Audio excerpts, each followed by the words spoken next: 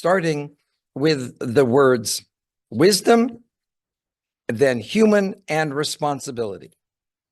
I would like to call upon Dr. Patterson to begin his presentation for this evening. Thank you, Rabbi. The number 18 for 18 words comes from the numerical value of the Hebrew word for life, which is chai. It's chet, yud. Chet is value of 8, yud is the value of 10. So that's where the 18 words come from. On the back of the book is a photograph of me holding my baby grandchild, which is an image of what the book is about. Okay. The first word I want to talk about tonight is wisdom. Wisdom. Wisdom is never acquired, but only sought. Wisdom lies not in knowing, but in learning. The greatest compliment that one sage could pay another in the Talmud is to say he's a Talmid Chacham. He's a wise student. A wise student. I have some wise students here this evening. And so therefore, the student is never finished with learning. We refer to the sages as Chazal. The sages, the wise ones, may their memory be a blessing. It's not until they ascend to the upper realms that we call them Chacham, the Chachamim, the wise ones. In the Mishnah, in a Mishnah called Avot, and studied separately as Pirkei Avot, it says that one who is wise. It's one who can learn from every human being. Every human being, not just smart people. Every human being, from infants to Alzheimer's patients. From the Down syndrome child at St. Jude's to the resident at the nursing home. There's wisdom to be had just from anyone created in the image and likeness of the Holy One. Wisdom comes with an opening up, with a vision of holiness. Okay? That holiness opens up to us through the face of the other human being. Through the face, we encounter a commanding word. We encounter a cry for help. To be wise is to have a capacity to help. To encounter a face is to encounter Torah, a teaching.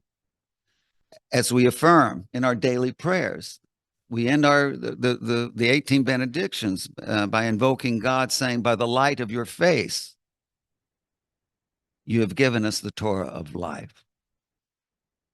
Because the face transmits this most fundamental commandment from Torah, do not murder. It's through the face that the Torah enters this world from on high. Wisdom opens up to us a vision of height, of the Holy One, to whom we refer as Ramba Nisa, the one who is elevated and most high. Wisdom is the dimension of height. Wisdom is what takes us out of the horizontal power struggle,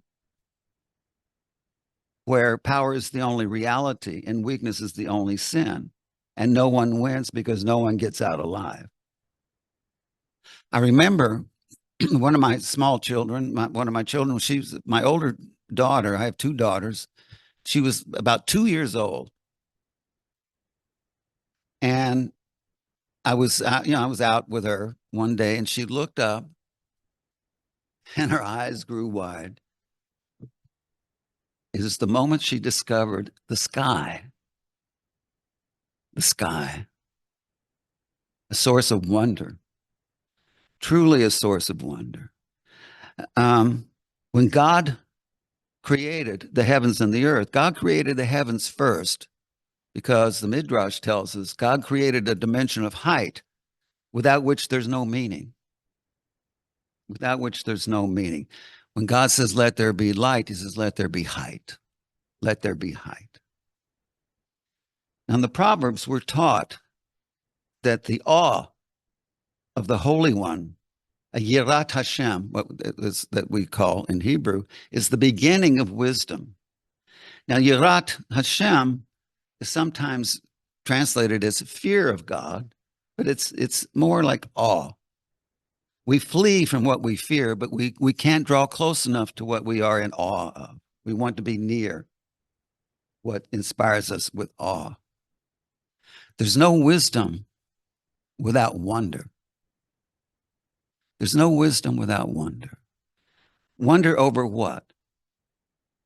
Wonder, for example, over the teaching God asked me, as God asked Adam, where are you? Where are you? In the vastness of the universe. The vastness of the universe and space and time. The billions of people, God is asking me, where are you? Wow. Wisdom lies in this wow.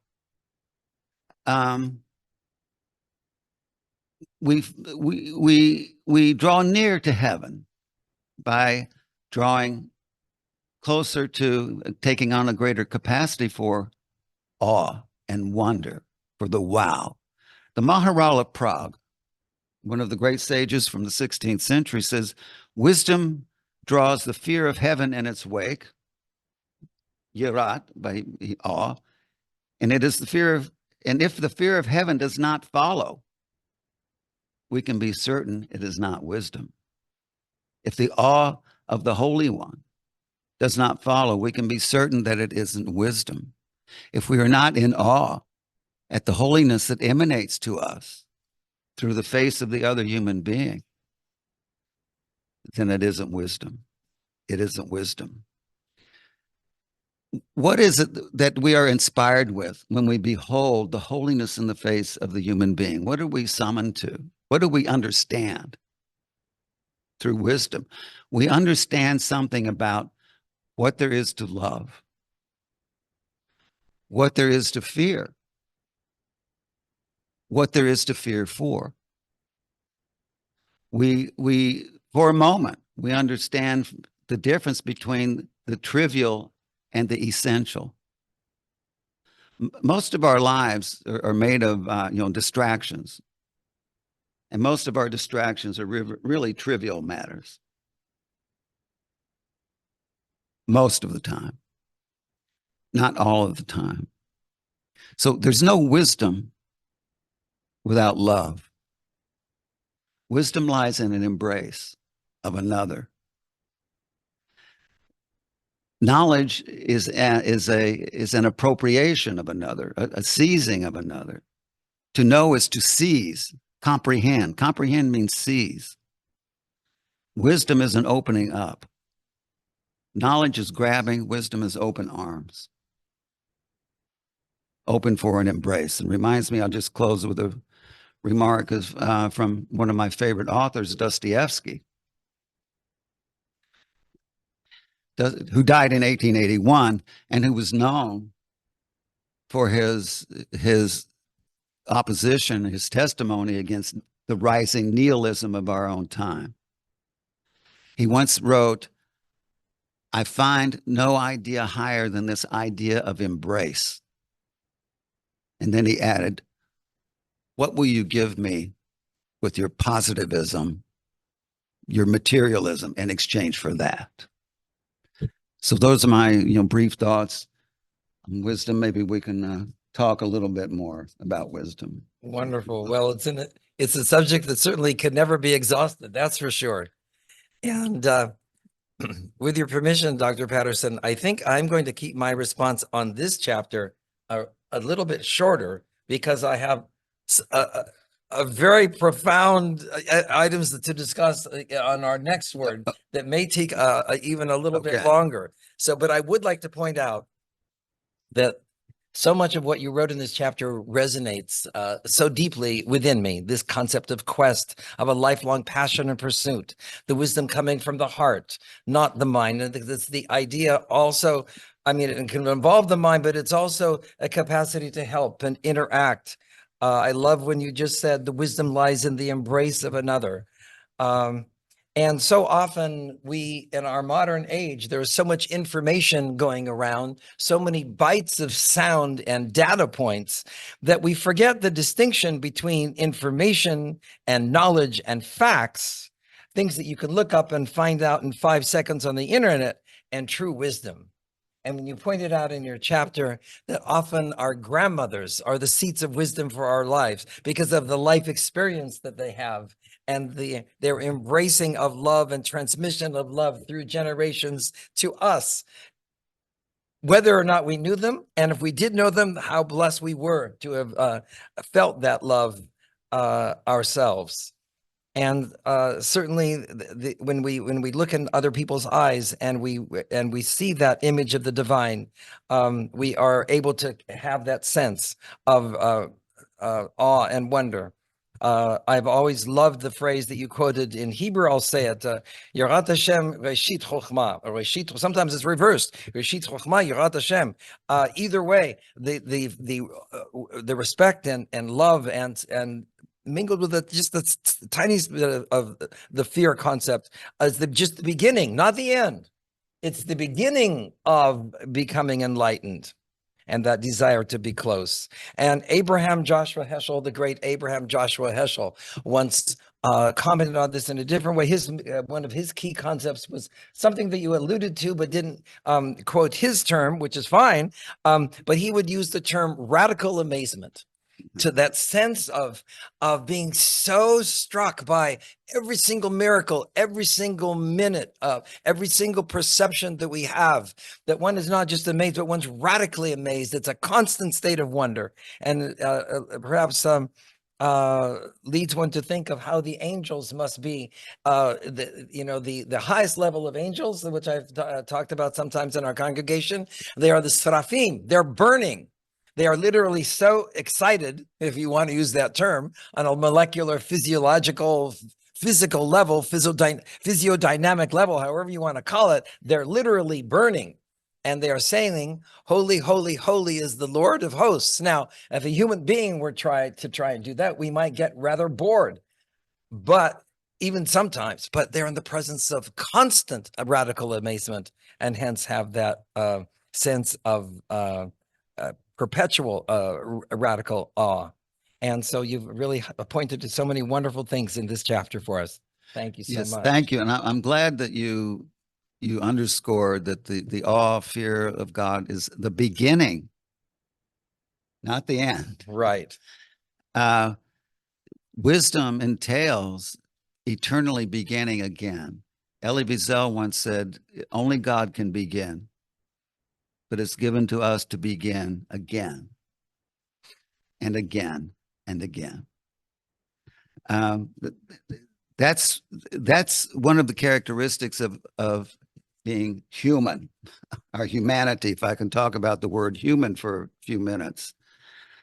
Arthur de Gobineau, a 19th century race theorist, is known for saying that the race question decides everything in history.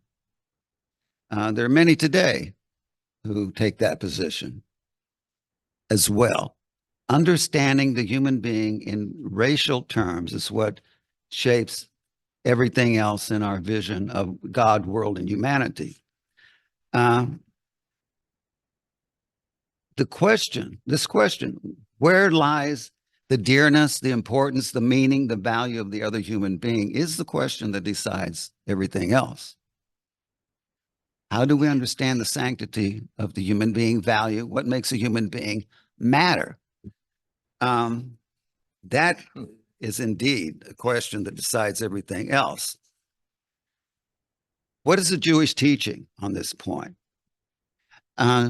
According to the account in the Torah, the account of the creation of the human being in the Torah undermines race-based theory.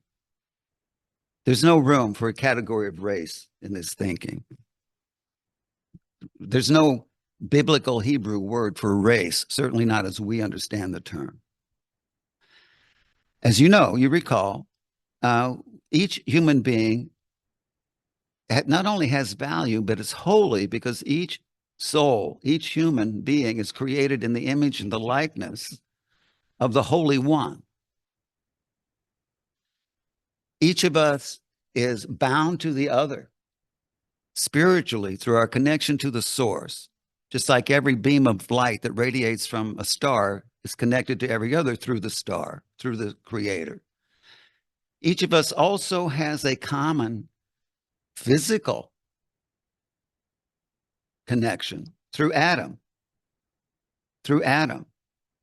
The word for human being in Hebrew is what? Ben Adam, child of Adam. Why does God begin with one and not with two? The sages ask. I mean, at some point it takes two. One response is that so that no one can say to another, my side of the family is better than your side of the family. There's only one side. And we are family with all of the responsibility and obligations that come with that. He's my brother. I couldn't say no. She's my mother. He's my child. What am I going to do? So, because every human being is created through the word of the Holy One, every human being harbors in his or her soul the breath of the Holy One. Every human being that's bound to the other, it means each of us, to be human is to be the bearer of Torah, not only through our responsibility, but when we come before another human being, that human being connected to the wisdom has something to teach us, has a Torah to teach us. Now, this question, what is a human being, has very concrete, very historical implications. The Shoah was about this question. The Holocaust was about this question. What is a human being? The Nazis claimed that the Jews and Jewish blood were not exactly what was poisoning the Aryan blood. It was Judaism was the contagion because of what Judaism teaches about the dearness of the human being, dearness of the other human being, and my infinite responsibility to and for the other human being. We'll get to responsibility shortly. So as Elie Wiesel once said in his words, at Auschwitz, not only man died, but the very idea of man died. My students here have all read Survival in Auschwitz by Primo Levi. In fact, one of my students here has written about Primo Levi. In his book, of course, in Italian, it's Questo è un uomo. Is this a human being?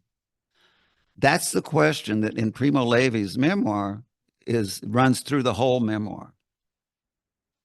And he tries in many ways to understand this, and he comes across a character, another prisoner named Lorenzo, who helped him, expecting nothing in return.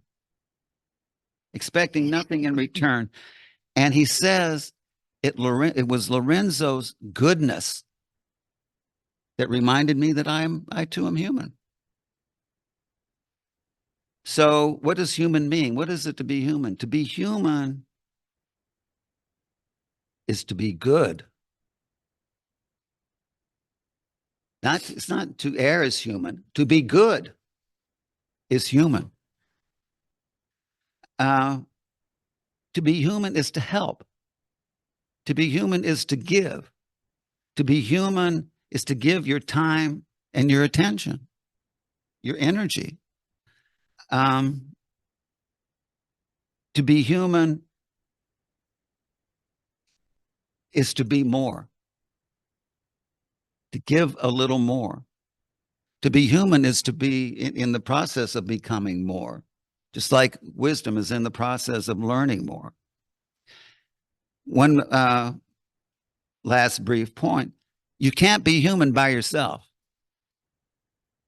You can't be wise you can't sit around in your room. Yes, yes, I'm very wise. I'm very human. Look at me. The meaning of who we are as human beings lies in the between space of a relationship. To be human, as I said, if to be human is to give, you can't, you have there must be someone you're giving to, someone you give your time to. Time is perhaps the most difficult thing to give and the most important. It's easier to write a check than to spend some time with someone, some attention.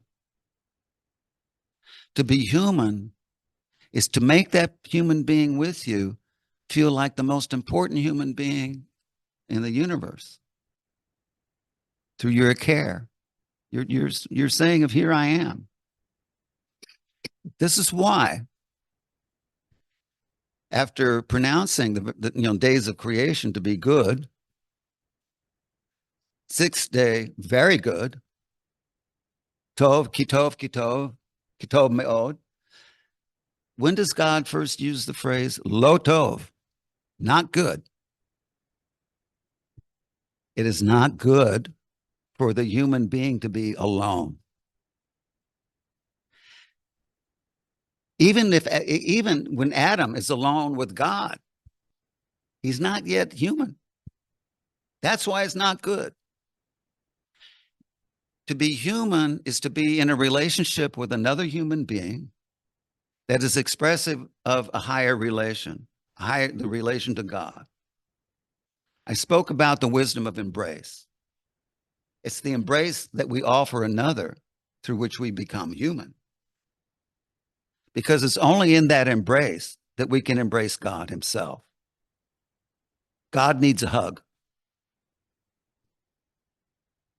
Where do we go to hug God? We go to the human being with us. That's where we discover what human means. Thank you so much, Dr. Patterson. I would like to address my comment on this, starting actually with what you said, and jump to, for our reading audience, I will refer to page 75. I have an observation and then a question that I would like to ask for your clarification on, because I think you hit on something that is so crucial for our times. And again, like last week or 2 weeks ago, you hit upon a crucial center for meaning and understanding, especially as it even relates to aspects of our current world and current events. For certainly, if we divorce ourselves from current realities altogether, it's just the equivalent, I would suggest, of just sitting in a room. You began by, help me, you quoted the French philosopher, Arthur de Gobineau. Is that how you say his name? Yes. Race determines everything else in history. What a powerful and terrifying statement at the same time. And of course, what you refer to in the Nazi agenda, the threat that Judaism posed, certainly posed that threat on an ideological level, because throughout history, whether it have been from Nazis or previous Greeks or Romans, we say that the power of government is not the ultimate authority, that it's God and the concept of holiness and the relation of human beings, that where we find that wisdom, we find that love. And so you went into a brilliant dissertation here on critical race theory as it appears now. And you said in our own time, and distinction to, well, for the sake of our audience, if I may, I'm going to take the liberty to quote a sentence before that, so they have the segue of the Nazi agenda. Then you transpose to the critical race theory discussion. So this is on page 75 at the bottom.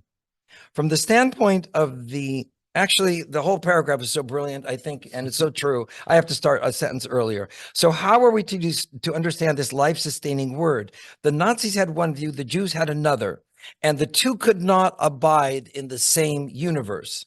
From the standpoint of the Nazis, a human being has value first as the result of a natural accident. He or she happens to be born an Aryan, as they define that racial category.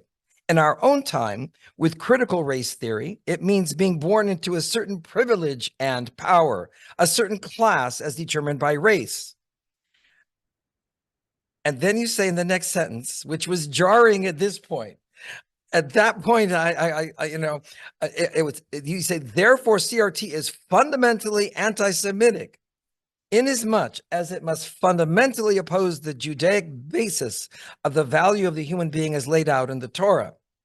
And then you go into a brilliant dissertation of a sort of almost as I was looking. What jarred me the most that I was sort of looking of a sequence of logical arguments or progression to come to the conclusion of therefore, to justify therefore CRT is fundamentally anti-Semitic, and indeed on the following page, which I'm going to refer to, you come back to that. But in the meantime, you also gave a brilliant dissertation on the concept of will and how power and will was used as a rationalization for everything that the Nazis did.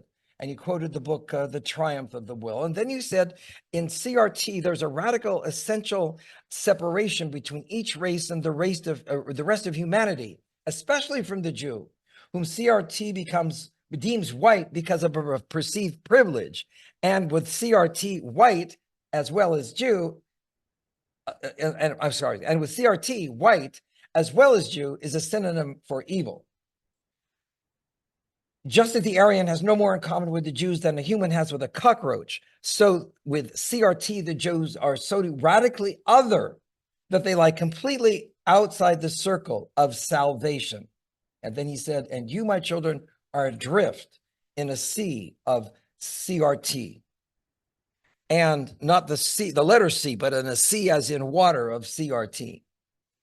And then you talk about, how they tried to disguise so much under the rubric of law and subvert a justice system with the form of a law without its any type of human underlying an essence. And then you came down on the next page here, at the bottom of page 76, and you went into the value concept. From a Jewish standpoint, a human being is not just valuable or special, but is holy, because he or she is created in the image and likeness of the Holy One.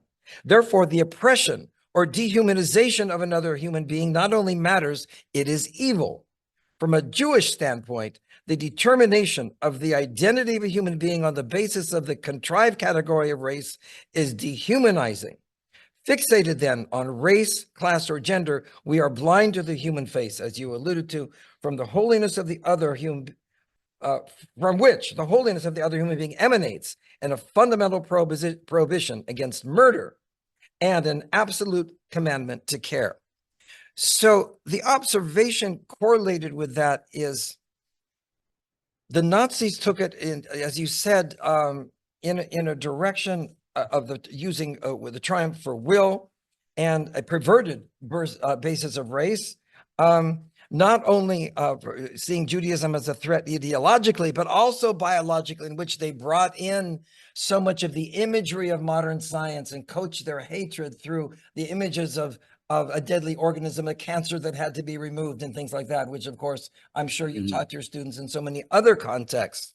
CRT, on the other hand, decades later, found that there's no longer as viable. So they used the idea of class and class struggle, identifying the Jew with the white and suppressors, especially as it applies to the state of Israel now. And that explains why so many young people who passionately do care about the world and want to make the world a better place still are wound up in the support and in the marches so often of what we've seen again with Hamas and allying themselves with a mission to destroy the Jewish people.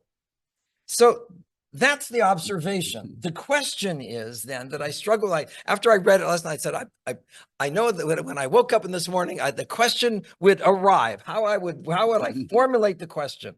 The question then is, how in the simplest of terms do we go back to your conclusion here? Because therefore is a conclusion. Therefore, CRT is fundamentally anti-Semitic.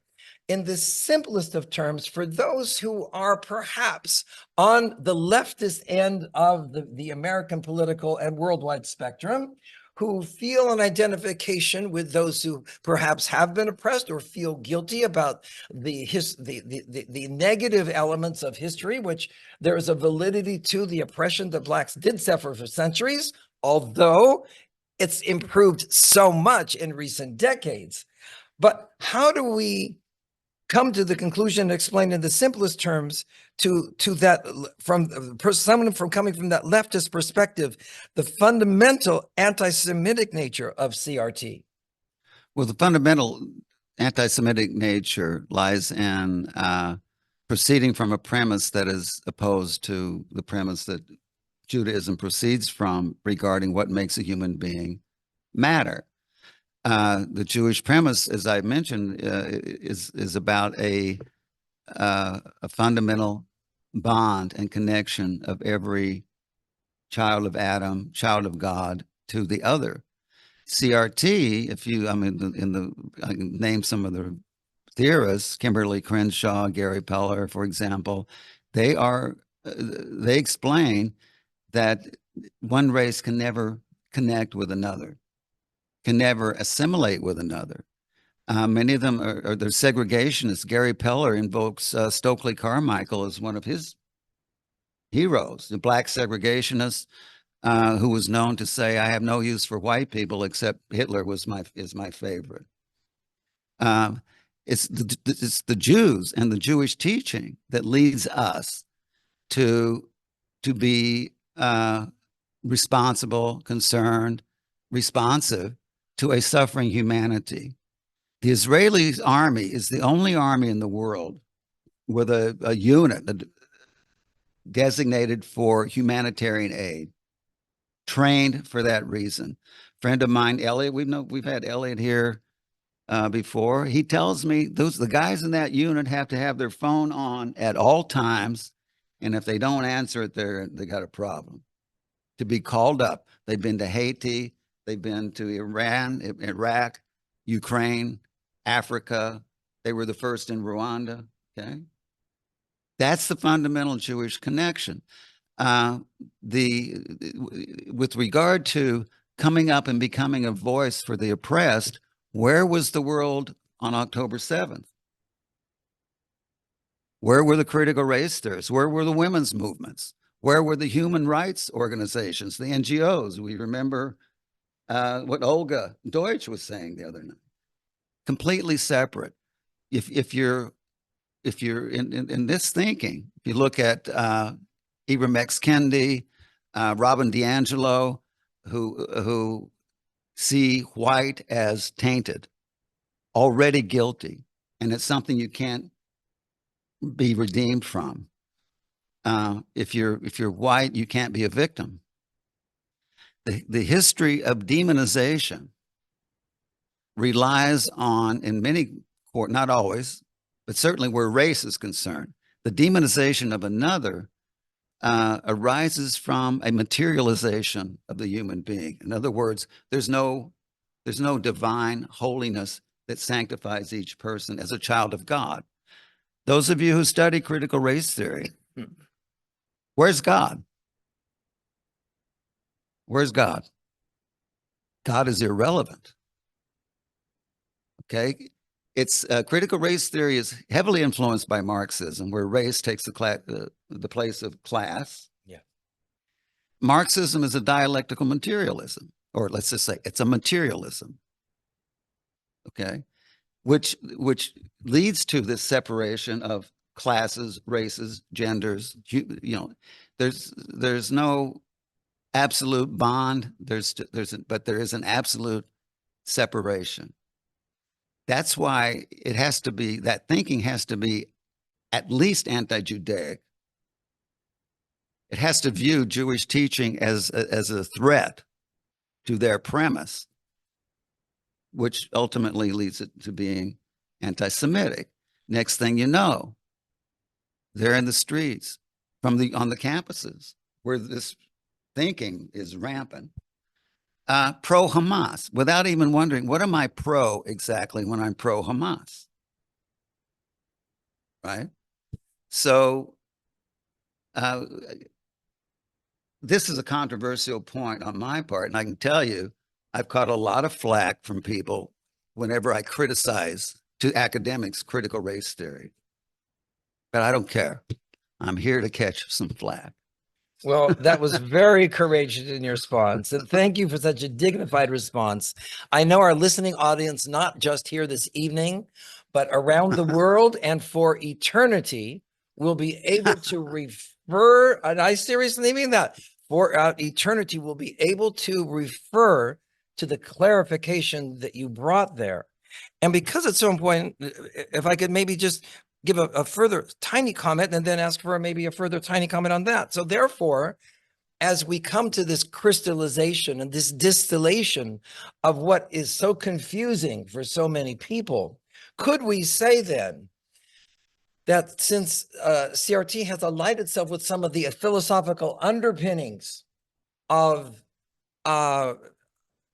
dialectical materialism, Marxism, which is basically the basis of Marxism and communism, in which basically there is no room for anything that's transcended. It has to be the material. Therefore, that is the understanding of why at root, it is such there is such a contrast between the two worlds that they are like oil and water, that they don't mix in that way. And that's why Judaism is so threatening to those institutions of power that are entrenched in in making those distinctions. Would that be a fair statement? And that when one's focused on the basis of that material dialectic, going back to, of course, Hegel and whatnot, and that one has no room for true relation between God and man, man and God, and human beings within each other. Yes. Yes. Yes, which leads me to responsibility. Yes. Responsibility lies in a connection that is already there, that precedes me. I don't choose the connection chooses me. Responsibility is the measure of our humanity. As our wisdom increases, so does our humanity. As our humanity increases, so does our responsibility. The wisdom that comes to us from the face of the other human being that I've mentioned it opens up a responsibility of what is yet to be done. A responsibility that's forever yet to be met, yet to be fulfilled. As soon as I recognize the holiness of the other person, I realize I haven't given enough. I haven't answered enough. In fact, the more I respond, the greater my responsibility becomes. The debt increases in the measure that it's paid. Responsibility, like similar to wisdom and our humanity, is forever yet to be met. And God, I think God reveals this to us when he reveals himself to Moses as Ehyeh, I shall be. The revelation to Moses of who God is in the future tense opens up a future. The future is made of responsibility. Or responsibility is made of the future, of the yet to be. It's the dimension of meaning. It's the dimension of the more. When we're commanded in the Shema, you shall love the Lord your God with all your heart, all your soul, and all your might. The might is bekol me'odecha. The me'od is more. You should love God with all the more. All the more. It's never enough. And the more taps into the infinite. Our responsibility is infinite because it's a responsibility for what is infinitely precious placed in our care. We can't be there soon enough, quickly enough. We can't answer enough. We can't offer enough. Those of you who have had children, perhaps have had a child cry out in the night, help, I'm sick, sick, nightmare, something. You can't get to that crib fast enough. You're late. You're late. The more, like I said, the more I answer, the more I am responsible. And this giving, when in the human to human relation, it's a giving unto death. And indeed, in our thirst for meaning, mission, direction, don't we want something, someone to offer up our lives for? Isn't that the blessing? And I'm not talking about throwing yourself on a hand grenade. I'm talking about something much more difficult. Laboring for the sake of another, offering your time for the sake of another. Being concerned not about your own death, but about the death of another. One of the, if we brought up philosophy already, Heidegger, famous philosopher, one of the, probably the most influential philosopher of the 20th century, is famous for writing about what he called being toward death. And if I'm to be authentic, Heidegger, by the way, was a card-carrying Nazi. If I'm to be authentic, whatever that means, I have to overcome my anxiety over my death. Emmanuel Levinas, the Jewish philosopher, who the main one to respond to Heidegger, says, no, the death that concerns me is the death of my fellow human being. There lies my responsibility to and for the life and death of the other human being. That's where I become human. That's where I become wise. It's through this realization of the infinite depth of my responsibility, even unto death, even unto death. It's a responsibility that leads people to write ethical wills. I'm responsible for what goes way beyond the horizon of my lifetime, way beyond, way beyond. The covenantal responsibility that delivers us from the horror of meaningless is a responsibility for God himself. God says to us in one of our ancient texts, when you are my witnesses, I am God. When you're not my witnesses, I'm not God. God needs us to be who he is. Moses, and one of the recent parshas, when God was about to wipe out the Israelites, Moses, what are you going to erase my name? Moses is helping God, saving a suffering God. Now, whenever in the past, when I've discussed evil in the world to audiences of philosophers, I invariably get told, what? God suffers? But this Scottish guy, God suffers? Why, it's absurd. It's absurd. Okay. It's absurd, but only a suffering God can make human suffering matter.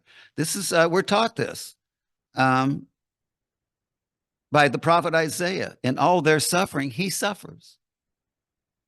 If we're to believe the prophet, God suffers. If the claim that God can suffer in the collisions with evil that we bring about is an absurdity, then the God of Abraham and the prophets is an absurdity. And if that is the case, it's from my book, if that is the case, then the divine prohibition against murder is an absurdity. Then none of us is responsible for anyone but ourselves. If that, as we choose or not to choose, as we curl up in the false haven of our tree of knowledge, which is where Adam hid, according to the Midrash. God called out to Adam, where are you? I was afraid, I hid. Where did he hide? Says the Midrash. in the tree of knowledge where he's free from responsibility. If it's an absurdity that God suffers and that we're responsible for that suffering, if it's true that God suffers in the beggar who cries out to me, I'm thirsty, if God there is thirsty and I'm responsible for it, if that's absurd, it's an absurdity that we are in desperate need of, I submit. Thank you. Thank you. I was moved in reading your section here with a thought that I'd never had in the same way before, that responsibility, first and foremost, has that root of response. And indeed, that's so central to the concept. The first paragraph here of your chapter here is so brilliant. If I could have permission from our listening audience and our audience present, I just want to read a few sentences of that and then comment a tiny bit. You say our humanity is rooted in our responsibility as we infantilize others, relieving them of their responsibility, not due to such tragedies as illness, injury, or other sentences. I'm going to insert the word truly beyond their control, but due to their ethnicity or cultural standing, we dehumanize them and thereby lose our own humanity.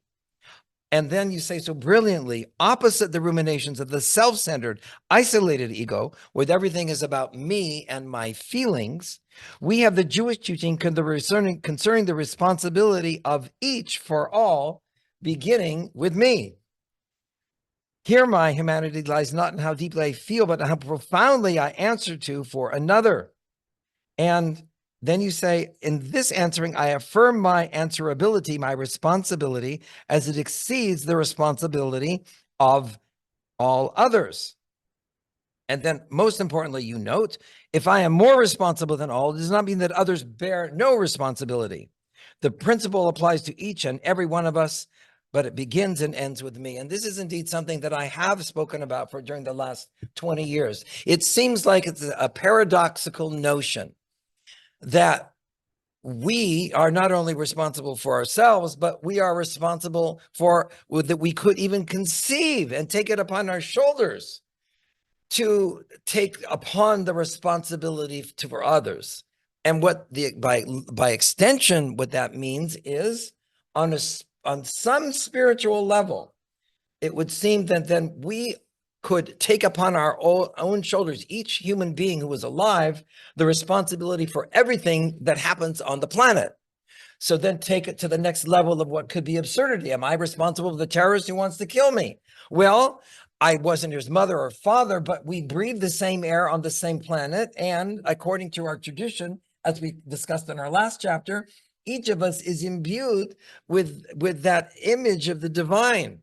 And so if you, our listening audience, will recall that very deeply moving moment for me in our last session, when I said that when we were discussing war and the concept of necessary war, we say that within the ideological framework of the sacrifices, which we no longer, since the destruction of the Second Temple, offer physical animal sacrifices, but the idea is there that when we come back from a situation where people are killed inadvertently or even advertently, but unnecessarily in order to defend ourselves, we still view that as not ideal, and a sacrifice was offered, a sin offering was offered when people returned home. And so this notion of being able to be responsible for everything that happens is a very widening notion of our own level of accountability. At the same time, we do not deprive other people of free choice, because God does not deprive other people of free choice.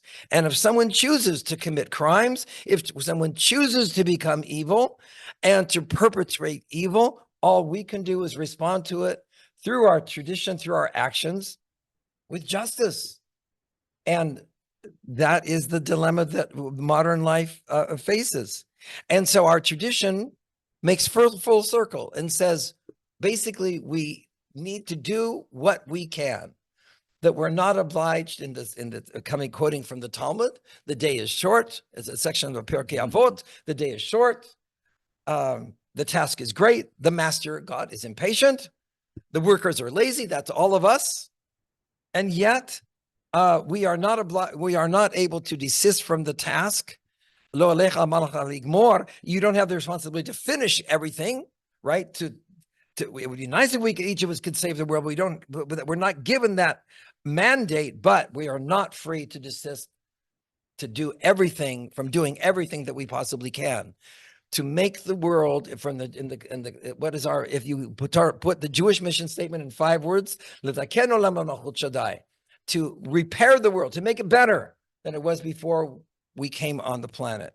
And so I wanted to respond to that there in that way and see if you have any further comment on that. Thank you. Just one, just the Hebrew word for responsibility, achariyut, which is acher, it's other, being oriented toward another. Yes. Other orientation. Do we have time for a question or two?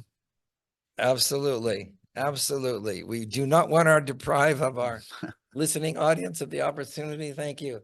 To ask questions from this brilliant mind here. So shall I start with the longest one first? Here we go. I'll read it. And then does the other or the partner in the embrace need to be present or aware when we pray for and demonstrate to free the hostages? Is that not extending the embrace to one who isn't there to reciprocate? I'll let you answer that one first. What makes you think they aren't there? Mm. The soul is bigger than the body. The body doesn't have a soul. The soul has a body. We have an inner light and a surrounding light, or panimi or makiv. The surrounding light extends into the universe, and each soul is there with another. So we say their name, and they are there. That's why we ask, what is the Hebrew name? Because in the utterance of the name, we draw the soul close to us. So they're there. They're there. Wonderful. You know, if I may make a prejudice comment here, when someone can take a complicated idea, perhaps a difficult question to answer, and answer it in 2 minutes, that is wisdom. We are blessed with your presence. Question number 2 from this person. Isn't there an element of responsibility when we reach out and embrace of our fellow human being, i.e. a response to the other before or without being called first? We're already called before there's a cry. This is, what does the prophet say to God himself? Before you call, I will answer. We're always already there. So we don't, the attitude of waiting is an attitude of excuse. Yes, yes. Yes. This question is Hashem, referring to God, is the chief, I'm not sure what this next word is, diversity engineer. Thank you. In the universe. He made each of us unique. No 2 of us are alike. Why do you think contemporary theories ignore this obvious truth? Because they're anti-Semitic. No, this is an extremely important point. The word for face, panim, is plural. We're taught. Because each of us has the face of Adam, and each of us has an absolutely unique face. Now there's Torah there's Torah in DNA. There's Torah in fingerprints. No 2 patients are alike in how they're how they're treated, according to my daughter, the doctor. Everyone has a unique scent. Just check with your dog. This is astounding. This uniqueness is tied to the infinite, the infinitely precious. As soon as you level a group, a gender, a class into a sameness, you dehumanize them by taking away their singularity of each one. That's why to save a single life is to save a world. That's why. Thank you. There's a question here. Is there any hierarchy of the list of words, referring, I think, to the order of words in your book? Is the order of words meaningful in your book? The order of the words. The order is calculated for the sake of flow, of cohesion, but it's not. It's more of a network than a hierarchy.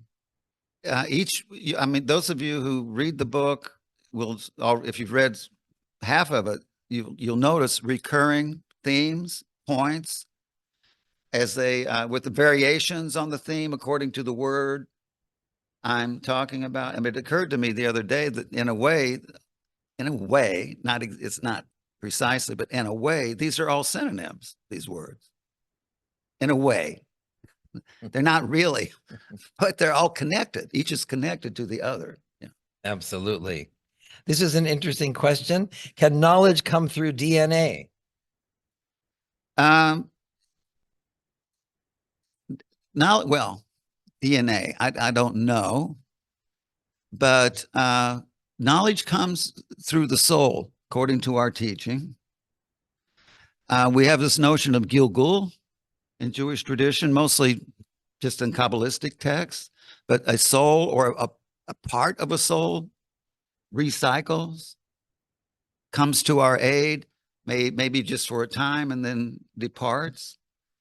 But the soul is a vessel of Torah.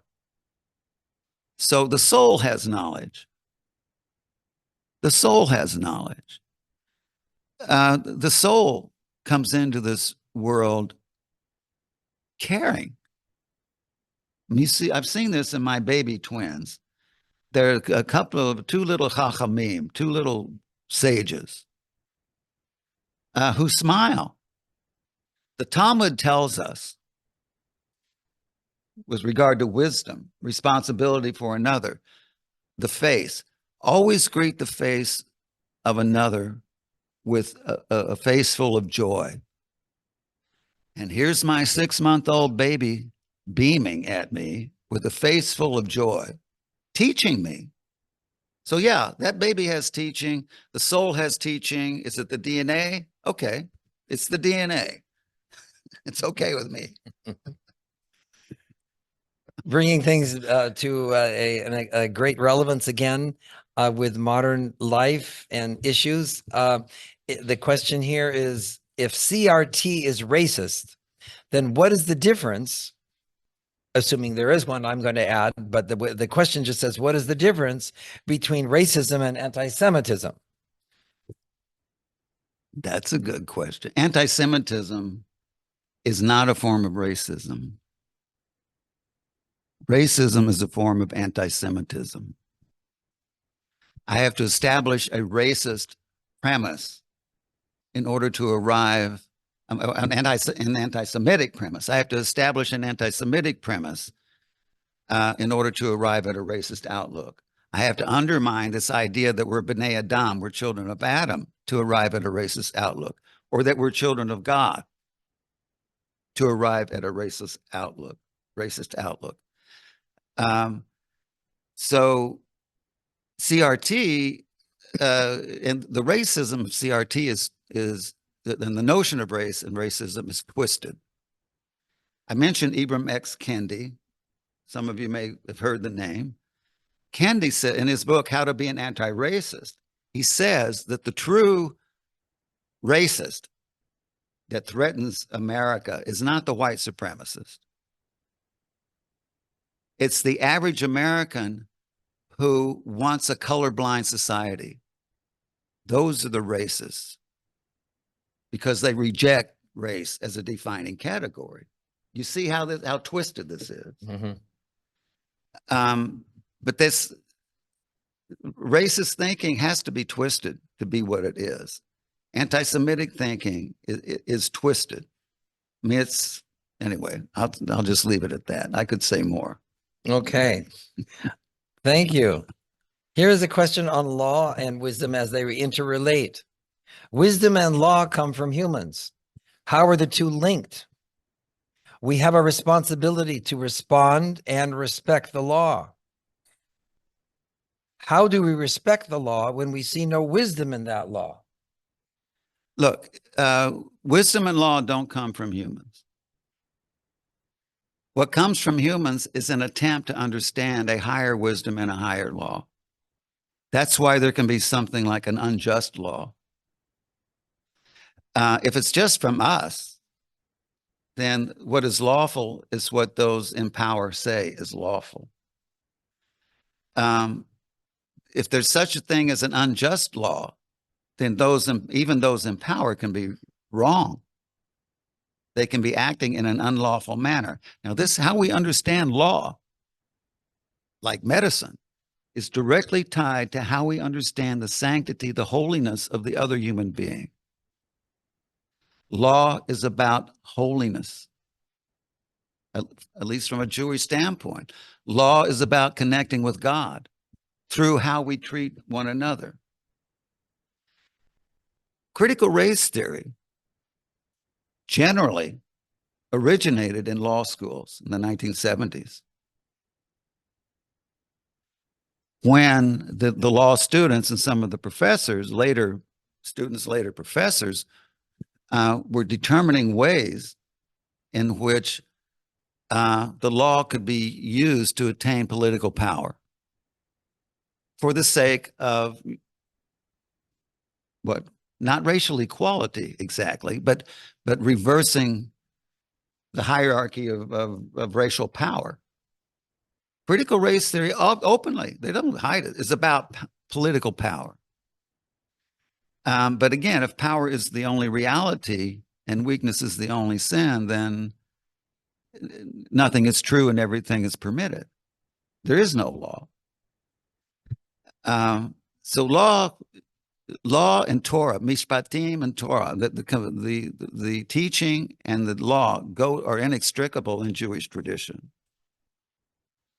This is why, what is the Sanhedrin for? The judges, the court of law. What is their task? It's to determine God's will. What does God want in this case? It's not what we want, right? What does God want? So if law is to mean something, it has to have this dimension of height. As the Talmud says, each time a judge pronounces judgment, a sword hangs over his head. Right? Thank you. Thank you. This is another question on wisdom. Since the teachings say that a wise person can learn from anyone, is there wisdom to be attained even from a person who has chosen evil? Yeah, don't do it. Yes, look, you see what has become of the soul of someone. Has anyone read the book by Oscar Wilde or seen the film Portrait of Dorian Gray? The Dorian Gray makes this dark, deal that he should remain if only I could remain forever young. He remains forever young, but the portrait ages and becomes something hideous because he chooses the path of evil, and you see what becomes of his soul. His soul takes on the image and likeness of his actions, as we are taught in Jewish tradition. The soul is clothed in our deeds. It's called livushim, clothing. There is something to be learned there. Like, don't do it. But there's nothing. Evil is so seductive, so tempting, looks so great. That's why it's a problem, right? If it were repulsive, it wouldn't be a problem. How are we doing on time? Let's go forward. Are we okay? 5 more minutes. Well, we have one more question here. 2 more questions, actually. So on responsibility, how do you suggest we orient our perspective to be implicated and determined? I think the next word is to end all of the suffering in the world instead of being paralyzed by horror. Look, we don't have the luxury of being paralyzed. Believe me, I understand being, what that's like, being paralyzed, being dumbstruck, We can't end all the suffering in the world. We can only help alleviate this little piece. But because each little piece is infinitely dear, to save a single life is to save the world. There's no wasted healing or helping or caring. The biggest mistake we can make is to think, I'm too small, I can't do anything. I don't matter. Each of us has a profound impact on all of creation. Every soul is indispensable to all of creation. We have no idea the scope of our impact on others. Just the way we walk. The way we walk. And I have a lot more to say about that, but just it's easy. Sometimes it's easier to think, well, I can't do anything, than to think everything is on me, right? Each is responsible for all, and I more than the rest, as Dostoevsky says. So don't underestimate the scope of your impact, and that's something to rejoice in. Zeh hayom asa Hashem, that God has made this day. Let us rejoice and be glad, because we're summoned to do something, to help somebody somehow, to pray, or whatever we can do. Wonderful. And I think the final question here really will segue into that, from that very appropriately. It says Raskolnikov, through suffering and loved ones' support, found redemption. How can we find redemption in our world today through our suffering, etc.? Look, according to Jewish teaching, redemption is in our hands. Redemption of the world, God, world, and humanity. Redemption of God himself. But redemption is also always yet to be determined. The Messiah is by definition the one who has not yet appeared, and yet who is always with us. Who is always with us. Redemption lies lies in the yet to be, the yet to be accomplished, the responsibility yet to be met, the kind word yet to be offered. It's redemption, of course, in Jewish tradition is about the community. There's no personal salvation in Jewish teaching. It's Moshe Rabbeinu. Either we're all going or nobody's going, right? Mm-hmm. Erase my name. So it's not about redemption. Is not about me, at least not about me alone. It's about the other. It's the achariyut. It's other, being oriented toward another. It's not that I'm trying to save somebody. I'm trying to elevate creation through my next act of kindness. Beware of people who come to you to save your soul. I'm not trying to save anybody's soul. I'm just trying to elevate the level of loving kindness in the world. Brilliantly shared. Thank you so much, Dr. Patterson. It was such an honor to be with you here again, and to have this really given to the world and to our community.